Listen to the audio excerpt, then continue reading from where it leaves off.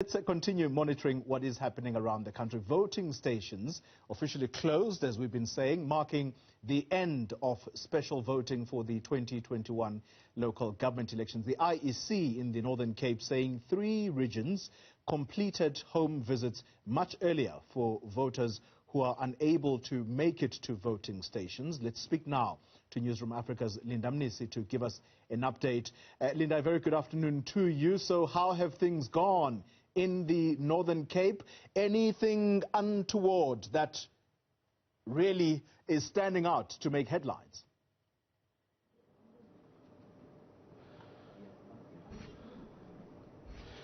Well, Toli, other than the fact that we saw one of the people that identified themselves as a candidate causing somewhat of a disruption at a voting station, there hasn't been much that has been reported out of the Northern Cape. You'll remember that early this morning we were informed that, of course, they were getting numbers from those home visits. We were told that about 18,000 people out of the 33,000 in this particular province had voted by end of voting yesterday. So it remains then to be seen how many have voted today. But to talk to us about those figures, I've got with me the IEC's Provincial Electoral Officer, Bonolo Modise. Bonolo, thank you so much for your time.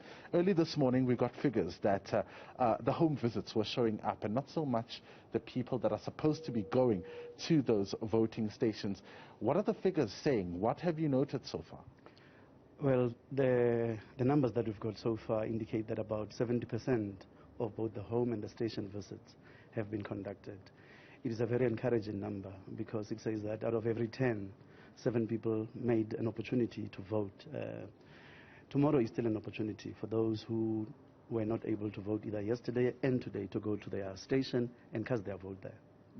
And I mean, by all indications, what does this say about the progress that you have made? I mean, comparing it to 2016, we know that overall you had about a 60% voter turnout in 2016. Is it encouraging that perhaps you may go beyond that this time around? Well, the numbers from the last 2 days are quite exciting.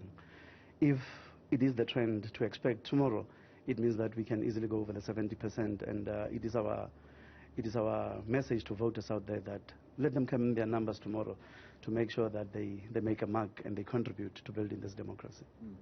My colleague Oli just asked a question about issues that may cause disruptions, ESCOM, and a lot of issues around weather as well. We saw yesterday there were disruptions. Some of the voting stations opened beyond the 8 o'clock opening time. Others we saw opened beyond 10 o'clock even. Can we expect those kind of disruptions given the fact that you've had 2 days to really practice for the main voting day? When an election day is always a very unpredictable day. Our intention is to have all stations open at 7, but we are hoping that our staff would be at stations before 6 o'clock or around 6 o'clock to make sure that at 7, if there are voters who are already at stations, they can be served. As to what is going to happen tomorrow, as far as disruptions are concerned, it's a prediction I cannot make. The one prediction that I hope we can see tomorrow is that it would be an easy day, disruptions-free, violent-free, that people can just come in their numbers and just be happy and vote for councillors of their choice. But previously we've seen protests, I mean, in these communities mentioning their issues during of course, the election period and the campaigning period. I mean, are there hotspots that you're looking out for in your voting stations that perhaps may experience difficulties, may experience those challenges in terms of disruptions and people not wanting anyone to enter? Well, we saw last week in Solplaki that there was a community that was protesting, demanding that they be given streetlights. We don't know what their plan is for tomorrow. We don't know whether the municipality has been able to respond positively to their demands. So it might happen that tomorrow, when we visit the community to go and vote, to open our voting station, we might find surprises there. But we are hoping that those surprises would be kept for another day and not tomorrow. All right, there you have it. Bonolo Modise, he is the IEC's Provincial Electoral Officer here in the Northern Cape, speaking about what to expect tomorrow and what the figures are showing. So quite encouraging figures, he says, but of course we do know that over 600,000 people have registered to participate in these elections. So it remains to be seen whether or not they will show up and, make that change that they've been calling for in the streets over the past couple of weeks.